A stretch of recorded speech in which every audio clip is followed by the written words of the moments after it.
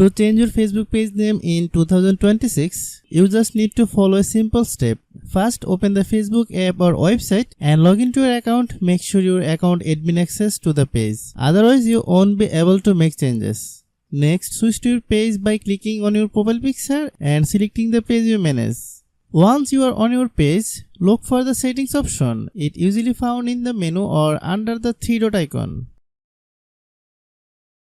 Inside settings, find Facebook setup or Facebook info.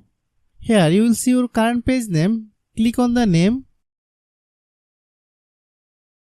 Then type your new name page carefully. Make sure the name follows Facebook rules about using symbol, misleading word or anything inappropriate. After entering the new name, click Review Change. Facebook may ask to confirm your request. Once you submit your request, you will go to for review. The review process can take few hours, few days, few minutes, few seconds.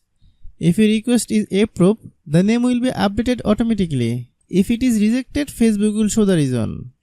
Remember, you cannot change your Facebook name too often. So choose a name that fits your brand well. Hope you understand. I have a request. If you are new to channel, please subscribe and stay with us. Thanks for watching.